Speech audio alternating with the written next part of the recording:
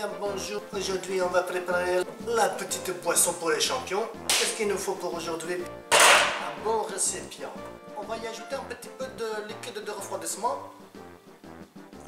Quelques petites soupes. Quand elles sont tendues, c'est les meilleures. Voilà, accompagné de cela, les petits croûtons de piston. Voilà, généralement sur de blocs. Avec le petit toast qui va avec. On touille le tout. Le secret, il faut laisser macérer 48 heures. Ça, c'est la boisson des champions. Mon top boyau préféré. Et du mix, la boisson des champions. D'Allemagne, pour aller en Nürburgring.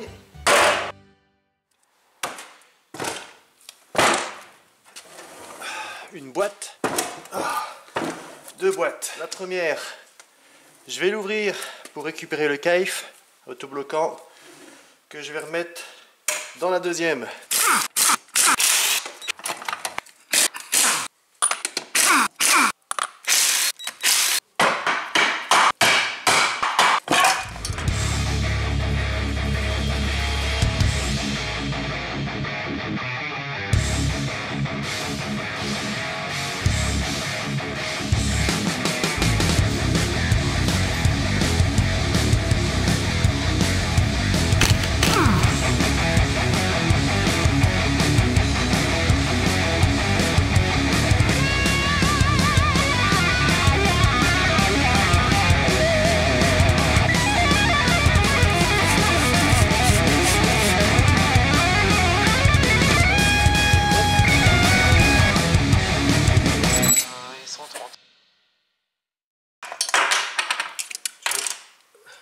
Toujours le truc. Tu vois, en direct, sans tricher, sans la nettoyer, rien du tout. L'huile dedans était vraiment propre de chez propre. Franchement, il n'y a rien de cramé, il n'y a pas de résidus, c'est propre, c'est brillant, c'est limpide. On va être jaloux, le petit pote Clément, de voir que ma boîte est nickel comme ça, toute propre, alors que quand on ouvre la sienne, elle est dégueulasse. Mon petit caïf. T'as fait du bon boulot, tu sais. Regarde. Les roulements ils sont nickel. Hop. Et voilà. Caïf. Putain, il est propre. On dirait qu'il est tout neuf. Regarde-moi ça. On dirait qu'il a pas servi le truc. Du coup, je vais ouvrir la deuxième là. Il y a pas mal de boue, mais ça va. Ça va. Un autobloquant. Et un différentiel. Différentiel, tu vois, ouvert comme ça. C'est pas la même chose, c'est sûr.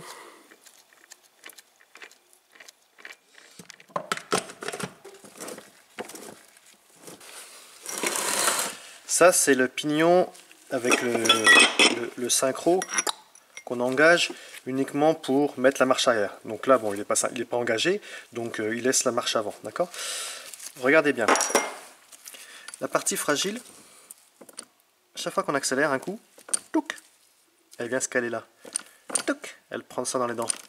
Hop, ça force pas parce que le pignon est libre, mais à chaque fois il y a un à-coup.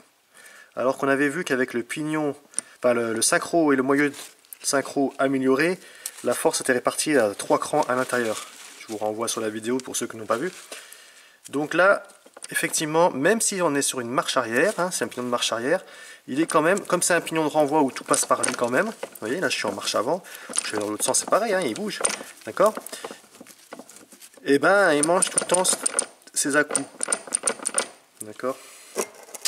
Ce qui fait qu'à un moment donné, ben, ça peut casser. Je sais pas comment elle a fait ma chérie pour l'emmener à la maison. Elle a reçu ça, un gros colis, mais je vais en avoir besoin avant Noël, hein. Rien que pour nettoyer le carter d'huile, le carter de boîte là, qui est tout dégueulasse. Je vais pas m'amuser à passer 15 milliards de bons de nettoyant frais.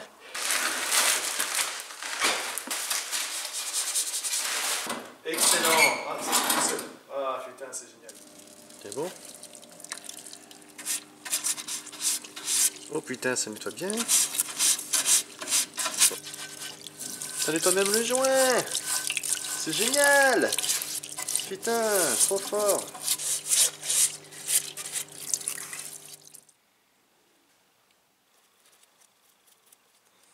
Là, il y a un côté propre, un côté pas propre. Une fois que je l'aurai fermé, que le joint aura séché, je nettoierai le reste. Mais tu vois un peu la différence quand même? Je sais pas si on le voit à la caméra, mais c'est en train de sécher là, donc ça va devenir brillant. Ça va être chouette hein, avec la fontaine. La fontaine c'est magique. Regarde. Regarde comme ça brille, regarde comme ça brille. Pas mal hein? C'est pas mal. C'est pas parfait, mais elle est quand même beaucoup plus propre qu'elle ne l'était. Là je suis en train de faire la même chose, j'ai sorti le moteur dehors parce que je pouvais pas la mettre dans la fontaine. J'ai badigeonné de produit l'alu. Je l'ai rincé. Là je suis en train de le sécher. Je pense que je vais quand même mettre un petit coup de peinture. Donc je vais commencer à boucher tous les endroits où la peinture ne doit pas aller.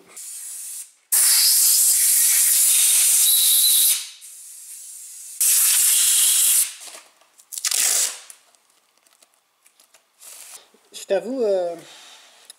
t'avoue, j'ai pas filmé. J'ai pas filmé quand j'ai mis la peinture. Je me suis mis dans une autre pièce. Je me suis mis dans une autre pièce parce que je voulais pas que ça repeigne la bagnole à côté.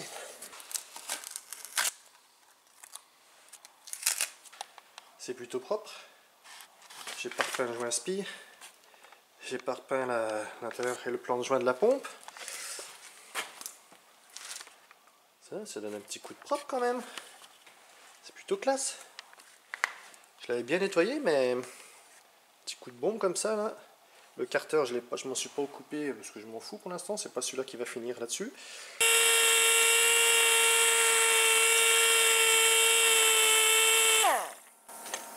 Tu crois que j'ai fait le con? Mais non, c'est du papier 1500, c'est rien du tout. C'est pour enlever les petits dépôts. Tu vois? Après c'est tout beau. Regarde. Ah, je suis à contre-jour. Mais c'est mieux.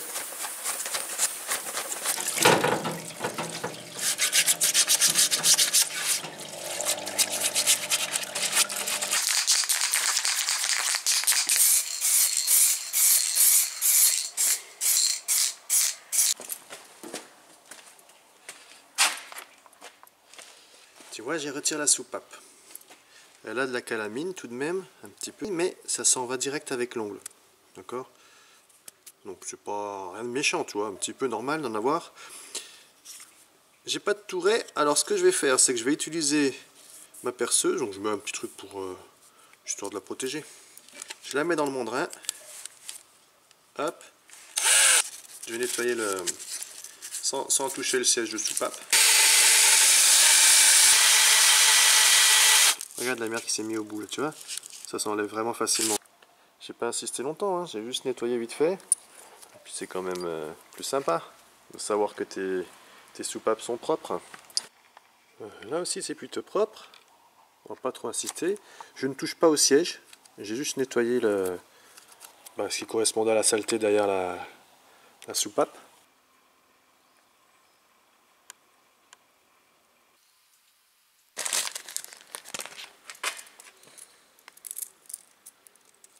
Tu vois, bloc mode, c'est juste ni plus ni moins qu'un bout d'inox taillé pour aller se mettre où? Dans les fentes là. Pourquoi? Conception de base. Tu vois là, il y a une différence de couleur. Le haut de chemise sur 5 à 6 mm est en aluminium. Pour permettre une meilleure dissipation thermique, l'aluminium chauffe moins, avec un refroidissement entre les cylindres, que le liquide puisse passer.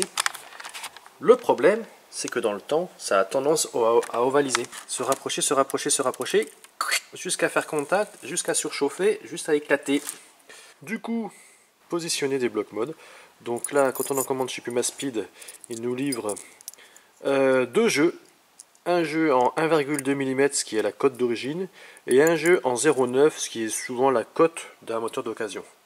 Aïe aïe aïe.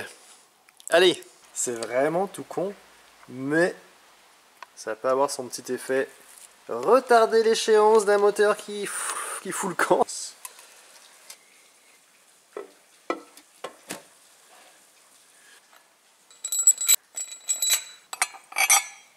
90 et 130. Voilà. Alors, l'ordre de serrage, puisque je ne le connais pas par cœur. 5 Nm. Voilà. Hop. Ok. Et une deuxième phase à 15. Ensuite, c'est 35 Nm. C'est là le 7. 7, 8, 9, 10, ouais. Bon. Donc là, on va lui faire un petit temps de pause. Parce que les vis, ça les étire un petit peu. Hein, ça force quand même. Ça les fait chauffer. On n'est pas encore dans les passes très costaudes. Parce que là, il me reste 2 passes de 90 degrés. Alors, je sais pas ce que ça représente en effort de couple. Mais entre chaque passe, on va laisser respirer. Et puis, faut dire que c'est l'heure du goûter quand même. C'est pas une excuse pour aller manger des petits écoliers. Bon, je le mets dans ce sens-là. Parce que je m'étais fait mon petit repère papier. Les petits poussoirs rangés là où il faut. Leur épaisseur de notre tel intérieur. Voilà, 3,75. Voilà, c'est des moutards, des moteurs comme ça modernes. C'est pas des petites pastilles qu'on rajoute à l'intérieur, c'est directement le poussoir qui est calibré. Donc on peut les changer, hein, on fait le jeu aux soupapes avec les petites cales pour vérifier. Bon, je l'avais fait juste avant de retirer le poussoir. Hein. Laisse le palier.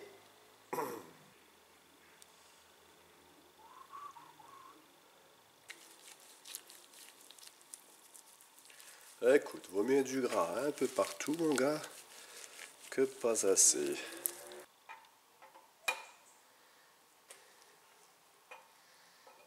Bien, donc j'ai remis les arbres à cam. Voilà, j'ai bien huilé avec de l'huile moteur. Et donc mis de la graisse d'assemblage sur chacun des paliers. Je vais pouvoir resserrer ça.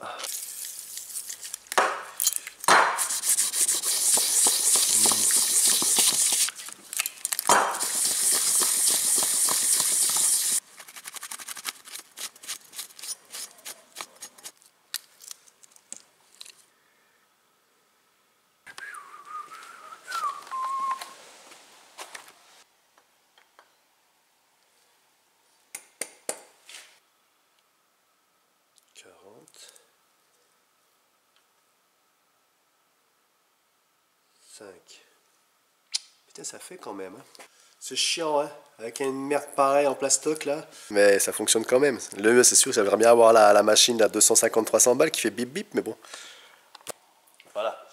J'ai fait tous les paliers d'arbre à cam. Il me reste ceux-là. 70 degrés, 70 degrés. Je vais aligner comme ça. Là, ici.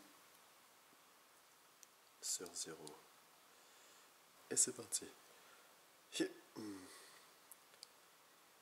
Et là, 53 degrés. C'est précis, 53 degrés.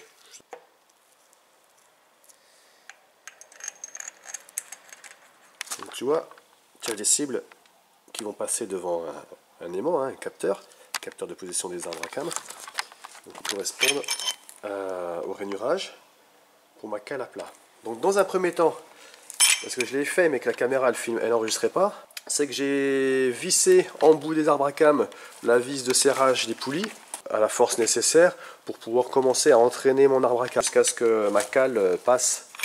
Hein, d'accord. J'ai redesserré mes vis une fois que j'étais sûr d'être bien calé ici pour pouvoir remettre mes poulies en phase avec leur propre pige.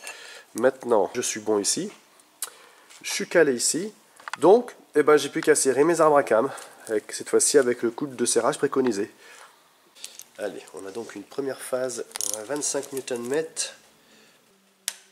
Ok, 25 Nm et derrière un angle de force de serrage angulaire de 75. Pompe en haut toute neuve, déco. Magnifique, magnifique. Courroie de distribution, moteur sorti de la voiture. Très facile. Je sais pas, 10 minutes, un quart d'heure, j'en sais rien. Courroie de distribution, moteur en place. Très compliqué. La journée, il n'y a pas de place, c'est la misère.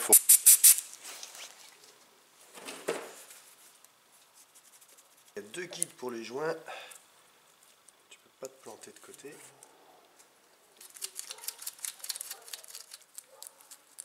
Ah, c'est beau de rajouter des pièces quand c'est tout neuf comme ça. Qu'est-ce que c'est beau.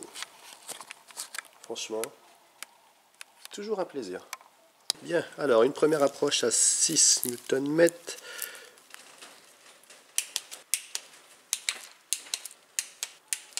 Et une deuxième approche à 10 Nm. Ah, bon là je suis quand même bien emmerdé pour la suite parce que si je veux mettre la courroie de distribution maintenant, il va falloir que je puisse serrer la poulie dumper en bloquant le volant moteur. Sauf que le volant moteur, pour l'instant, n'est pas installé. Sauf qu'il n'y a pas de volant moteur. Putain.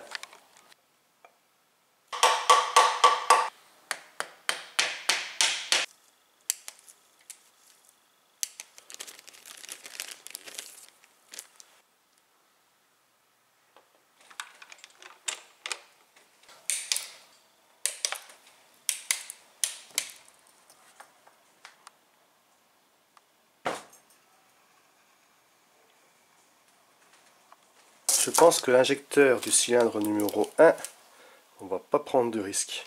Déjà, tu vois le joint il est craqué. Il est bien croqué là. Et puis, est-ce qu'il n'aurait pas mangé dans sa gueule un petit peu à son sommet des impacts? Dans le doute, comme j'en ai d'autres, j'ai pris celui qui était le plus récent que j'avais et puis qui est bien propre là.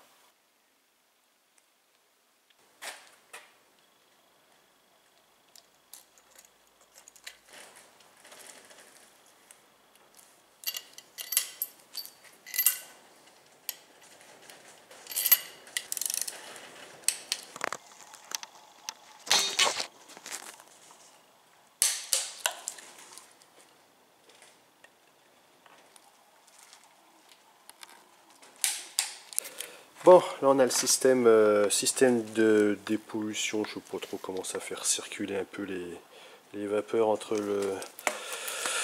deux parties du moteur là. Bref, je l'ai déjà secoué parce que quand je l'avais retiré il y avait des petits morceaux quand même. Je vais le passer à grande eau. Et ben j'ai bien fait de l'avoir mis à grande eau après l'avoir dégraissé parce que mine de rien j'ai retiré quelques petits copeaux encore d'aluminium, comme quoi il en rentre vraiment de partout quand un moteur explose. Allez, maintenant on va aller nettoyer le collecteur d'admission qui est rempli de ferraille. Regarde toute la merde qu'il y a au fond là, tous ces petits copeaux là. C'est pas les étoiles, c'est des petits bouts de métaux, il y en a plein. Donc je vais décrocher la partie métal, donc le papillon moteur électronique. Bosch, je vais le décrocher pour aller bien nettoyer le collecteur d'admission comme il faut, et puis en même temps je vais guetter aussi si le papillon n'est pas obstrué.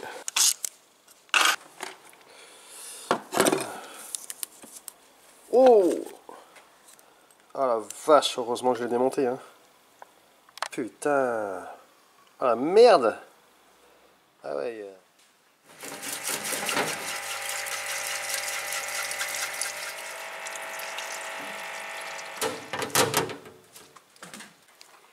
Voilà, le papillon moteur tout neuf.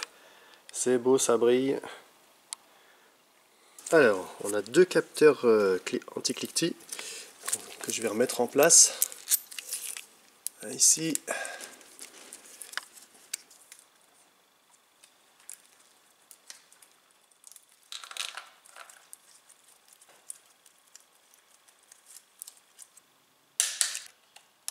Hop, comme ça. Ça commence à ressembler à quelque chose.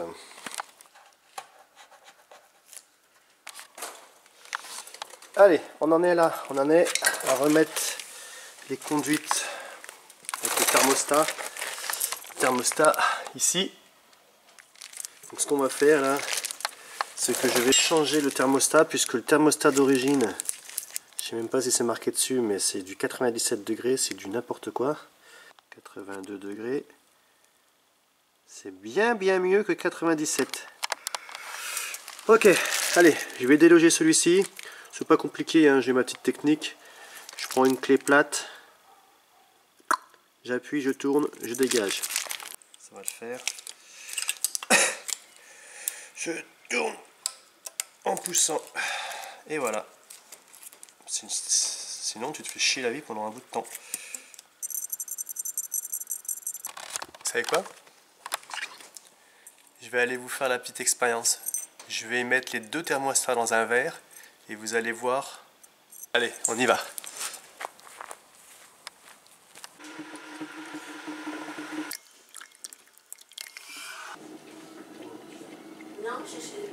Effectivement, elles sont encore chauds, le 82 degrés s'ouvre bien avant. Hein.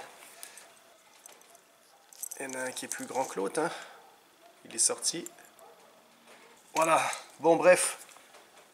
L'idée, c'est quand même que ça ait circulé dans le radiateur de flotte, surtout qu'on va mettre un radiateur de flotte alu. On n'oublie pas de mettre le grelot. Tu vois, la petite bibille là, elle va permettre de laisser échapper la petite bulle d'air du circuit. Donc la petite bulle d'air du circuit en haut. Hop là. Rodriguez. N'oublions pas les joints.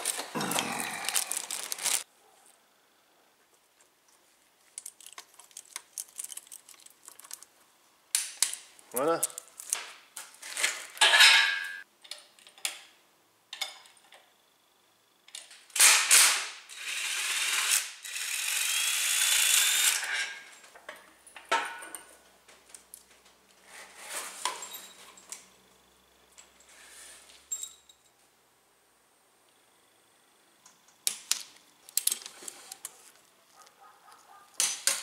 Allez, un petit upgrade.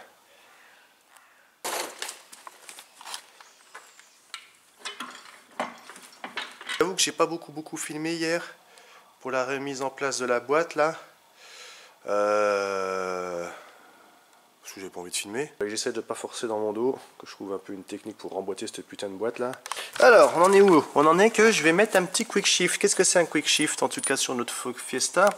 Et ben, tu vois le sélecteur là, la boule, à la tringlerie, il y a deux boules. Hop, hop, elles arrivent ici. Et ben, on va déporter cette tringlerie là. Tu vois, donc c'est creusé, hop, comme ça vient bien en place, et du coup on la déporte de quelques millimètres, centimètres, avec deux positions d'ailleurs, et ça va raccourcir le débattement au niveau du levier de vitesse dans l'habitacle, et c'est agréable, c'est encore mieux pour sauter une vitesse et se tromper et envoyer la voiture à 10 000 tours. Ah allez, je te jure. Bon allez, maintenant il faut que j'aille récupérer sur ma voiture personnelle, sur mon moteur à moi. Il faut que je récupère le collecteur fonte là, qui n'est pas un collecteur fonte ordinaire, mais qui est un collecteur fonte ported, c'est-à-dire réalisé, agrandi au niveau des orifices. Est-ce que c'est assez flagrant comme ça? Ça se voit là, hein? Ça va charger tôt et ça va permettre d'aller chercher du haut régime, et puis surtout vous allez conserver votre pare-chaleur d'origine, surtout pour un usage route, parce que sur circuit autant vous mettez un collecteur inox qui va chauffer la mort, bon ça va chauffer pendant 15 minutes, 20 minutes, 30 minutes, derrière vous avez des temps de pause, je parle pour la périphérie, tout ce qui entoure, tout ce qui va être faisceau électrique, tout le cache-buteur en plastique et tout, en usage route. Si vous faites 400-500 bornes et que c'est tout le temps rouge à vif, dire que ça va vite cramer tout ce qui est autour, quoi. Et pouvoir conserver le bouclier thermique d'origine, je peux vous assurer que ça vous sauve la mise. Pour un usage route, hein, je le répète, pour un usage mixte, quand vous conservez encore votre véhicule sur la route. En tout cas, donc pour José, la solution, c'est celui-ci. Oh, là on a une belle pièce maîtresse aussi, X48. Dernière génération de la gamme à base du corps chaud et froid d'origine, d'accord? On est sur la base maximale d'origine, ce qui permet avec un petit corps chaud comme ça de charger très tôt, quand même de pouvoir aller chercher plus de 300 chevaux à l'aise. Regardez un peu comme c'est beau, c'est magnifique, ça c'est beau, franchement. Là, on est sur de la belle pièce. Là, on a 8 pales, d'où le nom X48. Une wastegate, donc un actuateur puisque le wastegate est interne. Hein. Ce qu'on appelle wastegate, c'est ça, hein. C'est la porte qui s'ouvre pour créer la fuite. Et ça, c'est donc un actuateur. 10 PSI. Tiens, ils l'ont badgé Puma Speed de chez Turbo Smart, donc fait pour eux à 10 PSI. La meilleure, vraiment, hein, testé, approuvé, vérifié, la meilleure des Dunvalve, c'est la forge, qui va mêler à la fois pilotage électronique, comme d'origine, mais avec du rythme de dépression mécanique. À la fois mécanique et électronique. Électronique grâce à la solénoïde ici, d'accord? Donc, on débranche l'ancienne Dunvalve en plastoc, toute pourrie. On utilise la prise quand même pour cette solénoïde là, donc pilotée par l'écu. L'ordre est donné, ça permettra d'aller très rapidement faire réagir la Dunvalve qui, grâce à la durite de dépression, va faire ouvrir son piston pour bien décharger le turbo, pour pas qu'il y ait une surpression et surtout pour ne pas le freiner. Ce qui fait qu'entre deux rapports, on n'aura pas un gros trou, surtout qu'à la recirculation, il y a une partie ici qui est des fois ajourée pour que l'air soit recraché un petit peu en extérieur. Tu vois, ici et ici, c'est exactement la même, sauf que celle-ci est totalement en recirculation. Donc à la base, recirculation, ça permet d'étouffer un petit peu le son qui ressort uniquement à l'admission. Donc avec une admission ITG, ben, ça va faire pchit, mais au niveau de l'admission. Mais c'est pas que pour ça aussi. Ça permet aussi de recracher l'air dans la tubulure d'admission et de pas créer de problèmes électroniques dû au fait qu'on utilise un débitmètre sur nos voitures. D'accord ? L'air qui est recraché est recalculé quoi, à chaque fois. Dedans, qu'est-ce qu'il y a comme ressort? On a le ressort jaune. Je ne sais plus ce que j'avais mis moi. Faut que je regarde les correspondances. Il ne faut pas se laisser endormir par les histoires. Ouais, Forge, c'est de la merde. Chaque marque a un point fort ou des points faibles. En tout cas, en ce qui concerne notre Fiesta, du point de vue de la Dunvalve, Forge là, oui, c'est le top, c'est la meilleure. À mon sens, hein. Après vous faites comme vous voulez. Mais là, fini les pchits externes avec les Turbo Smart mécaniques, machin, qui apportent finalement plus de désagréments que de... C'est rigolo, hein, le pchit, mais derrière, si ça merdouille, si on perd en pression ou des gros lags, donc ça, franchement, cette petite merveille-là, je vous la conseille à tous. Tu vois la Dunvalve d'origine, en plastique? Bon bah écoute, je vais récupérer les boulons. Donc là on a la Dunvalve d'origine en plastique. Ma foi, hein. Donc à ne pas balancer, hein. Ça peut toujours servir à quelqu'un éventuellement. J'ai récupéré aussi une espèce de coupelle protection thermique de l'actuateur, la wastegate d'origine. Comme ça je vais l'intercaler. On n'a plus qu'à récupérer la solénoïde, celle qui contrôle la fuite du turbo, la pression turbo. C'est comme ça? Yes, c'est comme ça.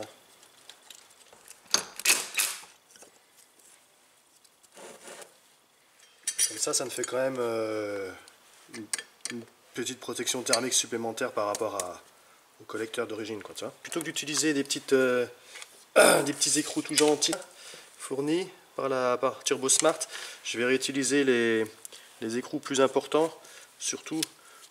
Et à la fin, je peux remettre ça. Ça empêchera de se desserrer.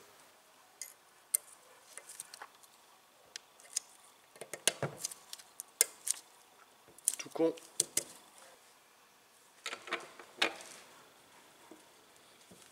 Ok. Ça viendra comme ça.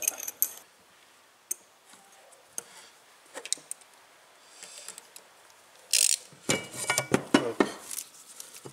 Voilà. Ça c'est pas donné. C'est pas donné mais c'est pas mal parce que tu vois c'est un système avec un truc anti-desserrement. l'autre côté, il y a un des goujons que j'ai agrandi. Donc il reprend pareil un système anti-desserrement avec une rondelle à rabat. D'accord?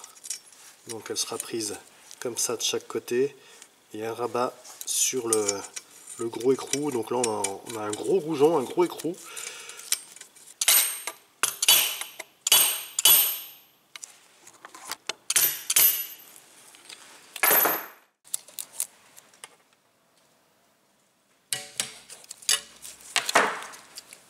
Voilà, on envoie l'huile, ça traverse le corps et ça retourne au carter. Bon, bah, j'ai plus qu'à mettre le turbo en place, tout est assemblé, tout est assemblé.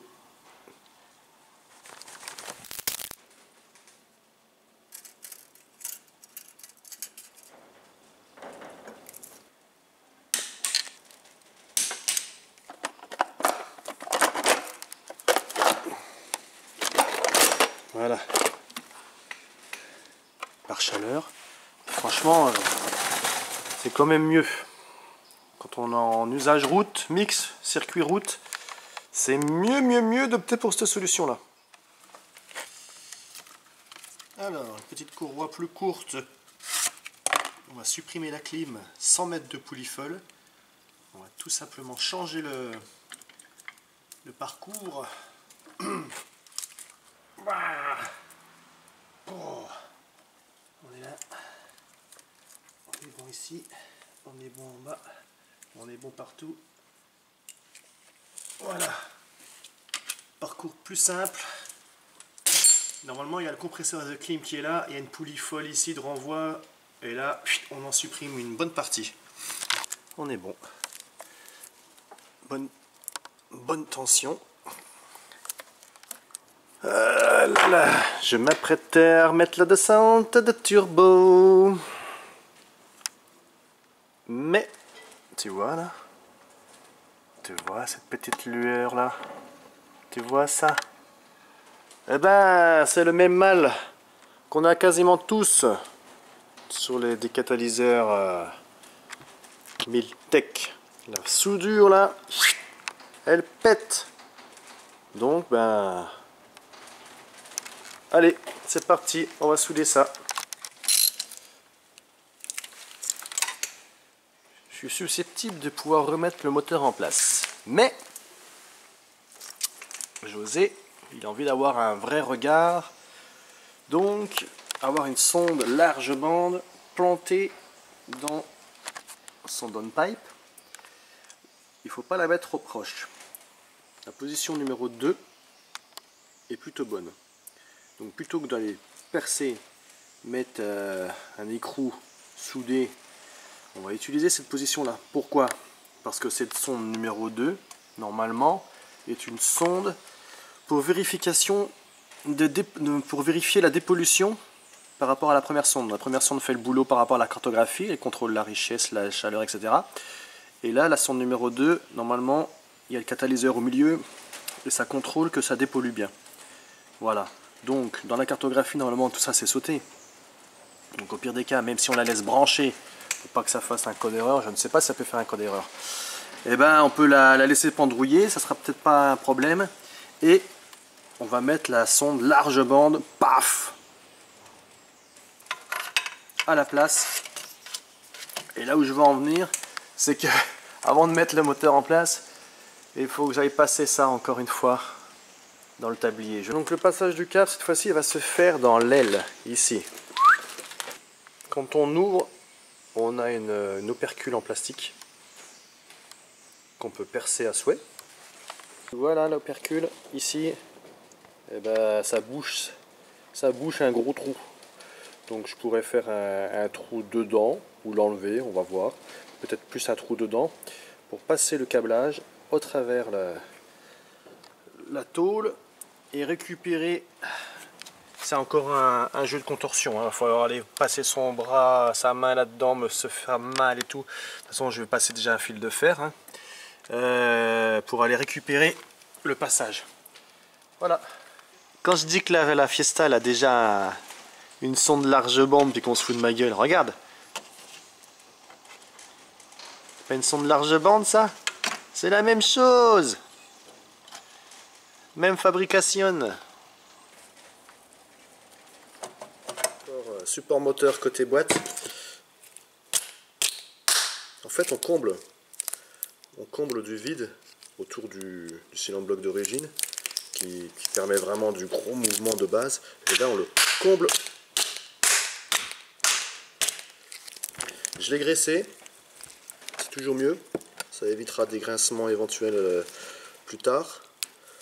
Et que les frottements. C'est aussi en bloc côté moteur. Il y a ça de jour. Ce jour, on va le combler avec un polyuréthane, pareil, que je vais graisser. Tu vois, là le comble il sera fait. Je remets celui-là par-dessus. Ça ne bougera plus. Voilà,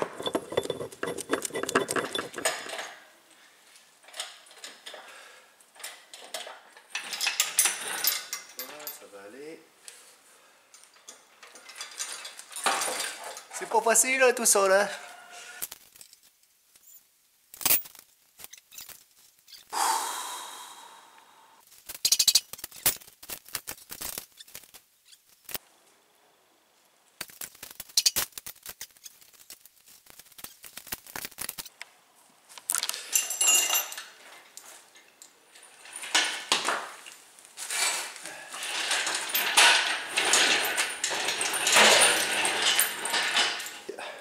Je vais aller vérifier que l'anticouple ici s'enfile bien droit dans le berceau. Et puis bah écoute, après on sera bon, hein. C'est pareil, maintenant que j'ai élevé la voiture, je vais dégager ce carter qui est dégueulasse là, qui m'a servi uniquement pour boucher et reposer le moteur au sol. J'ai le beau carter ici tout peint, nickel tout propre. Et je vais pouvoir mettre la paroi anti-déjaugeage. Franchement, je suis pas mal parce que ça rentre direct. Ça veut dire que j'étais déjà bien centré au niveau du moteur. C'est pas mal. Ok, donc je vais attacher ça. Raccrocher la ligne d'échappement ici. Avec un beau joint tout neuf. Autoserrant, c'est cool. Comme ça, avec une petite entretoise.